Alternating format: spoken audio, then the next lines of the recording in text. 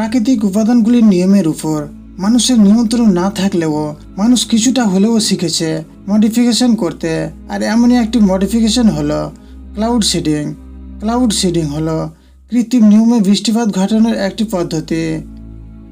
বৃষ্টিপাত একটি প্রাকৃতিক ঘটনা, আর যেহেতু প্রকৃতির উপরে মানুষের নিয়ন্ত্রণ নেই, তাই কোথাও হয় ভারী বৃষ্টির ফলে বন্যা, আবার কোথাও অনাবৃষ্টির ফলে সৃষ্টি হয়েছে মরুভূমি। সুপেয় বা স্বাদু জলের একমাত্র প্রাকৃতিক উৎস হলো বৃষ্টিপাত, আর এই জলেই পুষ্ট হয় বিভিন্ন সুপেয় জলের জলাশয় এবং ভূগর্ভের ভৌমজল। এই জলের উপর নির্ভর করেই জীবন অতিবাহিত করে স্থলভাগের বেশিরভাগ প্রাণী ও উদ্ভিদ। তাই সুপেয় জলের গুরুত্ব আমাদের জীবজগতের উপর অপরিসীম, আর এই কারণেই আমাদের দরকার পড়েছে ক্লাউড সিডিংয়ের। আকাশে প্রায়ই মেঘ দেখা যায়, কিন্তু খুব কম মেঘ থেকেই বৃষ্টিপাত হয়। সময়ের আগে কৃত্রিমভাবে এসব মেঘের ঘনীভবন ঘটাতে পারলে ঘটবে বৃষ্টিপাত। আর ক্লাউড সিডিং মেঘের ঘনীভবনের কাজটি করে থাকে। বিমান বা মিসাইলের মাধ্যমে মেঘের উপরে ড্রাই আইস বা কঠিন carbon dioxide, silver iodide, potassium iodide, তরল প্রোপেন গ্যাস, এমনকি পটাশিয়াম ক্লোরাইড ছড়িয়ে দিলেও মেঘগুলির দ্রুত ঘনীভবন হয় এবং বৃষ্টিপাত ঘটায়। তবে বর্তমানে কেমিক্যাল হিসাবে সিলভার আয়োডাইডই বেশি ব্যবহার করা হচ্ছে। তবে বন্ধুরা, অনেক সময় বাড়িতে কেমিক্যাল স্প্রে করেও মেঘ সৃষ্টি করা হয়। তবে এই ভিডিওটি দীর্ঘ না করার জন্য তা আজ আলোচনা করছি না। 1946 সালে 13 নভেম্বর মার্কিন বিজ্ঞানী ভিনসেন্ট সাইফার ও আরভিং ল্যামুর বার্কশায়ারের পাহাড়ি এলাকায় উন্মুক্ত পরিবেশে মানব ইতিহাসে প্রথম ক্লাউড সিডিং প্রযুক্তি ব্যবহার করে কৃত্রিম বৃষ্টিপাত ঘটাতে সক্ষম হন। বন্ধুরা, এখন ক্লাউড সিডিংয়ের কয়েকটি সফল প্রয়োগ ও উল্লেখযোগ্য ঘটনা আপনাদের সামনে তুলে ধরছি।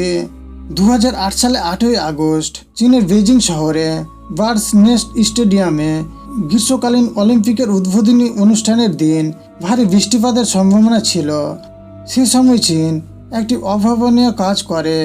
সমুদ্র থেকে বেজিংয়ের দিকে উড়ে আসা মেঘগুলোর উপর গেমসের আগে কয়েকদিন সর্বমোট 1104টি কেমিক্যাল ভর্তি রকেট ছুঁড়ে মারে এবং মেঘগুলি থেকে বৃষ্টিপাত ঘটানো হয়। ফলে ঝকঝকে আকাশের নিচে সেই উদ্বোধনী অনুষ্ঠান সম্পন্ন হয়। আমেরিকা 1967 সালে ভিয়েতনাম যুদ্ধের সময় অপারেশন পপাই নামক ক্লাউড সিডিং অভিযান করে ভিয়েতনামের উত্তর ও দক্ষিণ অঞ্চলের সংযোগকারী হোচিমিন ট্রেলের উপর প্রচুর পরিমাণে কৃত্রিম বৃষ্টিপাত ঘটায়।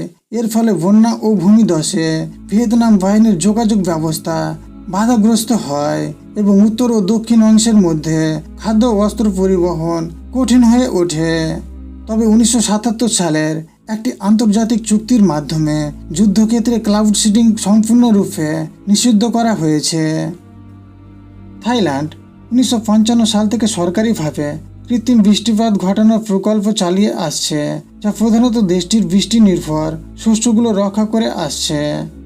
একটি মরুভূমির দেশ সংযুক্ত আরব আমিরাত, যার রাজধানী আমাদের অতি পরিচিত দুবাই, যেখানে সারা বছর বৃষ্টিপাত হয় মাত্র 120 মিলিমিটার।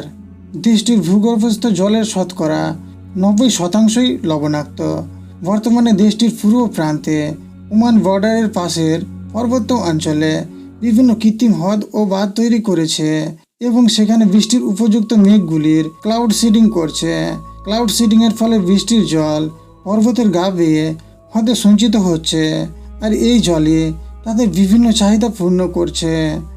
কেবল 2017 সালেই তারা 242টির মতো সফল ক্লাউড সিডিং অপারেশন সম্পন্ন করেছে।